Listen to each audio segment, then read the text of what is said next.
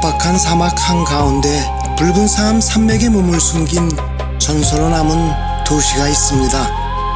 2000년 전 웅장한 문명을 꽃피웠던 나바테아인들의 수도 페트라입니다. 이 신비로운 도시는 오늘날 우리에게 역사의 무게를 전합니다. 페트라의 심장부로 가는 길목, 가장 먼저 여행자를 반기는 것은 오벨리스크 무덤입니다. 상단에 조각된 4개의 거대한 오벨리스크는 이집트 양식을, 아래층의 건축은 그리스 양식을 품고 있습니다. 이는 페트라가 당시 동서양을 잇던 국제적인 무역 도시였음을 상징적으로 보여줍니다.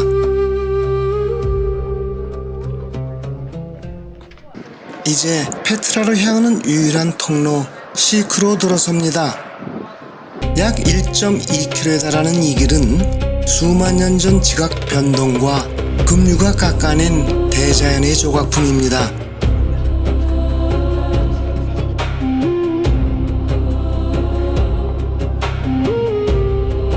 양옆으로 솟은 절벽은 최고 180m에 이르며 고개를 들어봐도 하늘은 가느다란 실처럼 보일 뿐입니다. 저는 지금 페트라의 시크를 걷고 있습니다. 계곡 1.2km, 이 계곡이 이어집니다. 페트라로 가는 유일한 통로입니다. 그리고요, 이곳에 페트라인들이 지혜를 엿볼 수가 있는 곳이 있는데요, 바로 수로입니다. 페트라까지 이 물줄기가 계속 연결됩니다. 나바테아인들은 외부에 물을 끌어와 도시 곳곳으로 보냈습니다. 이 좁은 수로는 고대 공학기술의 결정체이자 페트라의 생명줄이었습니다.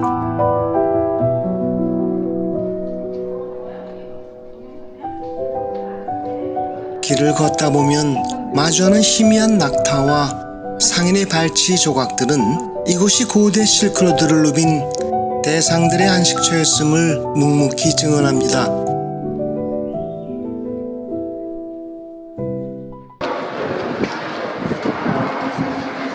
어둠이 걷히고 협곡의 끝에 도달하는 순간 시크는 마침내 자신의 가장 소중한 보물을 드러냅니다.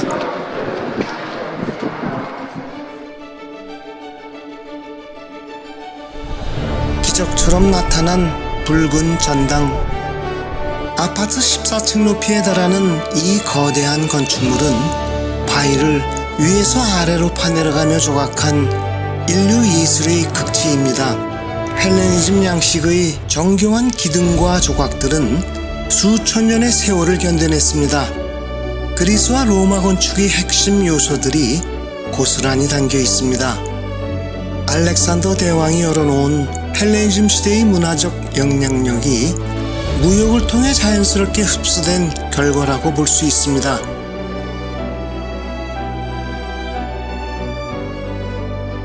이 건축물은 위에서부터 아래로 바위 전체를 파내어 조각한 것입니다.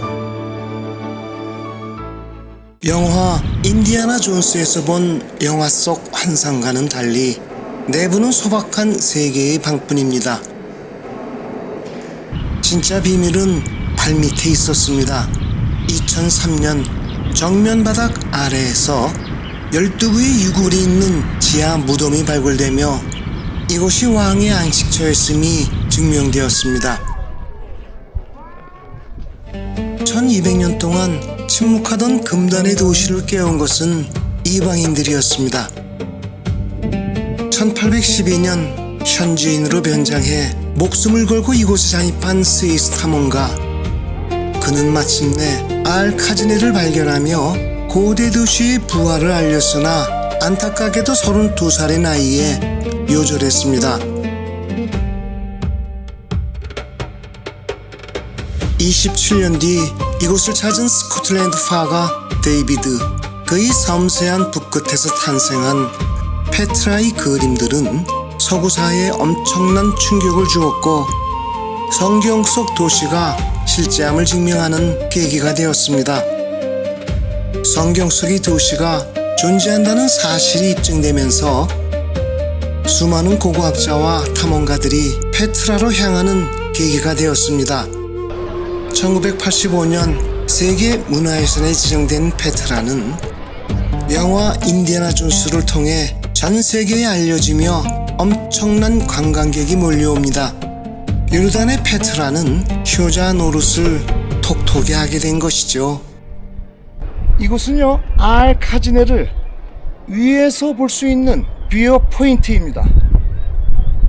이곳에 오기 위해서는요, 10디나르, 약 21,000원의 돈을 내야 됩니다. 알카지네를 지나 짧은 시크를 통해 페트라로 들어갑니다.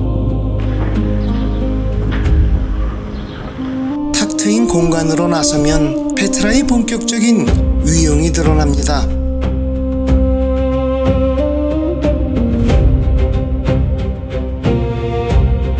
모두 돌산을 조각한 거대한 무덤입니다. 이 무덤들은 나바테아 왕국의 전성기를 이끌었던 왕들이 잠든 안식처입니다. 거친 자연의 암벽을 깎아 이토록 정교한 무덤 궁전을 만들어냈다는 사실은 2000년이 지난 지금도 경이로움 그 자체입니다.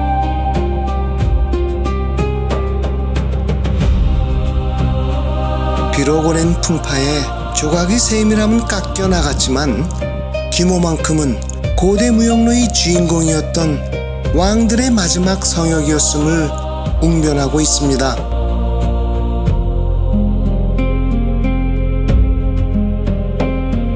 (1839년) 데이비드 로버츠는 그림으로 남겼습니다.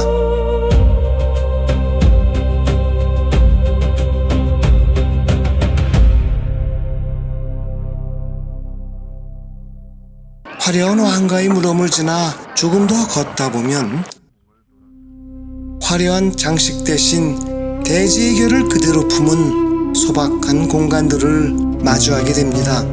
당시 페트라를 일구었던 평범한 사람들, 나바테아 서민들이 잠든 서민의 무덤입니다. 이것은 서민 가족의 묘입니다. 여러 시신을 한꺼번에 안장시킬 수 있었는데요, 벽을 파가지고 이렇게 시신을 안치시켰습니다. 그런데요, 돌 색깔 좀 보십시오. 기가 막힌 아름다운 색입니다. 철, 아연, 납, 망간 등 여러 광물질이 섞여 기가 막힌 색을 만들어냅니다. 이 사암지층은 수억 년의 시간이 빚어낸 대자연의 예술 작품입니다. 귀족들의 화려한 왕가의 무덤부터 마치 서랍장처럼 층층이 쌓인 서민들의 무덤까지 이 붉은 바위벽은 죽은 자들을 위한 거대한 안식처였습니다.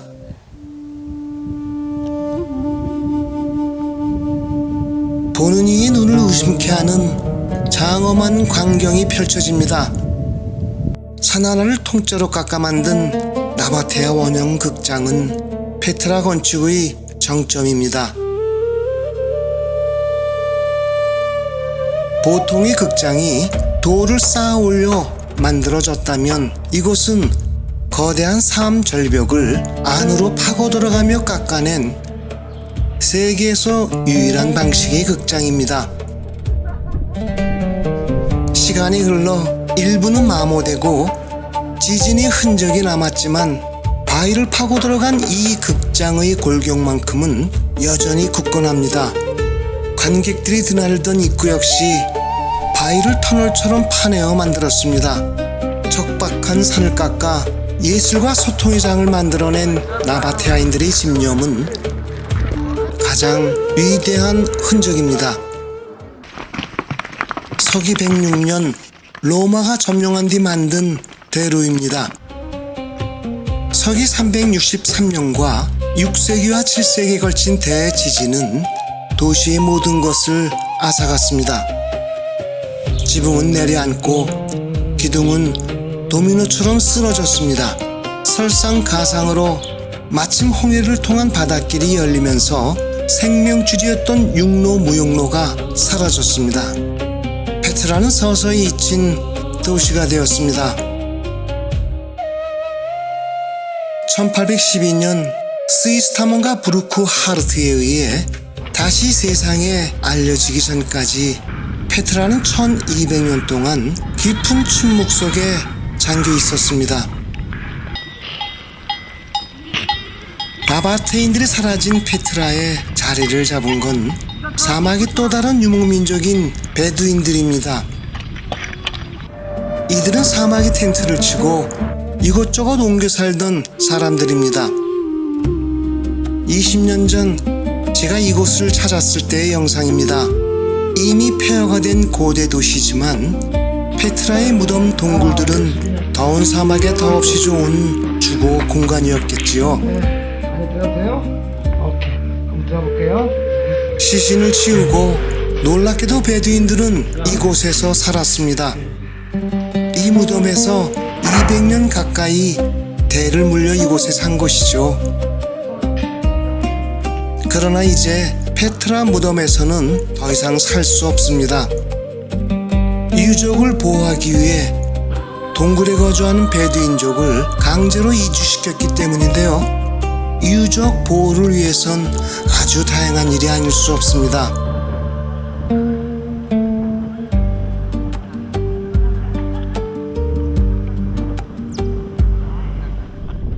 페트라 정문으로 들어가서 힘들게 800계단을 오르는 평범한 길 대신 에드데이르로 가는 비밀의 문을 엽니다. 트럭을 타고 거친 산길을 달리는 것부터가 진짜 모험의 시작이죠. 일행들과 험준한 산길을 오릅니다.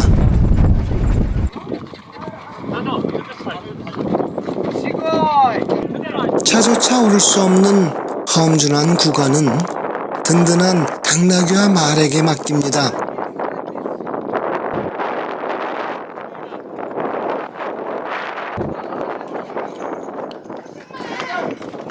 발밑으론 아찔한 낭떠러지지만 눈앞에 펼쳐지는 풍경은 비현실적일 만큼 압도적입니다. 숨이 조금씩 가빠올 때쯤 신이 조각한 듯한 기암 계석들이 파도처럼 밀려옵니다. 이 길은 단순한 통로가 아니라 요르단의 시간이 빚어낸 예술작품 그 자체입니다. 저 멀리 흰길처럼 수도원이 보이기 시작합니다. 에드데이르의 뒷모습이 선사하는 전율. 이 길을 택한 건 우리 생애 최고의 선택이었습니다. 험준한 산맥을 헤치고 나온 우리에게 페트라가 건네는 최고의 선물입니다. 인간이 손으로 깎았다고는 믿기지 않는 거대한 성전이 그 위용을 드러냅니다.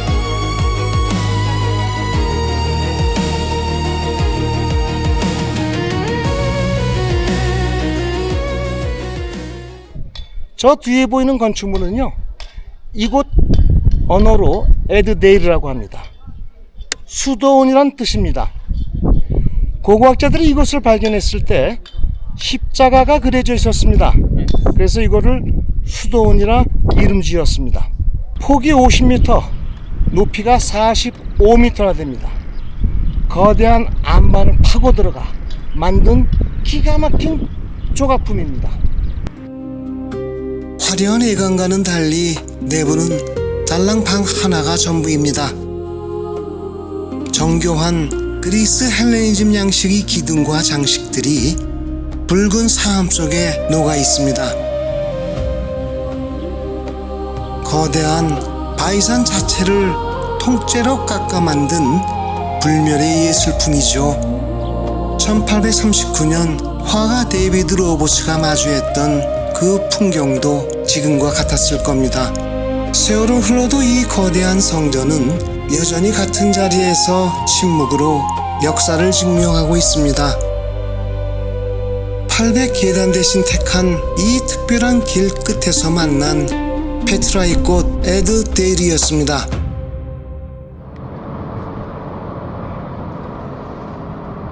페트라에서 조금 떨어진 곳, 실크로드를 오가던 대상들이 긴 여정에 짐을 풀고 머물던 리틀 페트라입니다. 2000년 전 이곳은 아라비아 반도를 가로지른 상인들이 북적거리던 활기찬 숙소이자 교역의 중심지였습니다. 좁고 어두운 바위 틈은 이곳으로 들어오는 유일한 통로입니다. 페트라는 대상들에게 통행세를 징수하며 막대한 부를 축적하고 찬란한 문명을 꽃피웠습니다. 바위를 정교하게 깎아 만든 이 공간은 당시 대상들을 위한 연회장이었습니다. 고단한 여정을 마친 상인들은 이곳에 모여 화려한 잔치를 벌이며 정보를 공유하고 휴식을 취했습니다.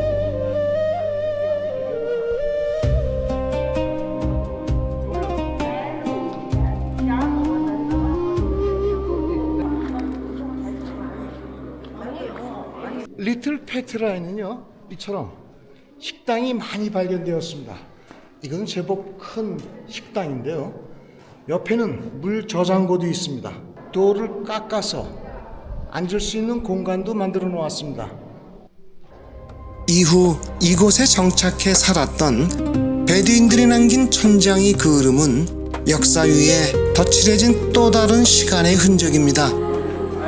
식당 옆으로 바위를 깎아 만든 수로와 거대한 한반을 파서 만든 물 저장고가 남아 있습니다. 물 한 방울 귀한 사막에서 비가 오면 물을 저장해 사용했던 나바테아인들이 수저한 관리 능력을 엿볼 수 있습니다. 절벽을 파서 만든 2층 구조의 채색된 집은 실용과 예술이 공존하는 곳입니다. 1층의 작은 방들은 상인들이 숙소와 창고로 쓰였고, 탁 트인 2층은 연회를 위한 공간으로 활용되었습니다. 이곳의 백미는 단연 천장을 수놓은 벽화입니다. 포도 넝쿨과 꽃 그림은 척박한 환경 속에서도 풍요롭고 예술적인 삶을 영위했던 나바테아인들이 귀중한 유산입니다. 페트라가 세상에 알려진 지 100여 년이 흐른 뒤인 1950년, 영국의 고고학자에 의해 그 모습을 드러낸 리틀 페트라. 시간과 바람이 조각하고 인간의 신념이 완성한 이 도시는 여전히 그 자리에 멈춰 서 있습니다.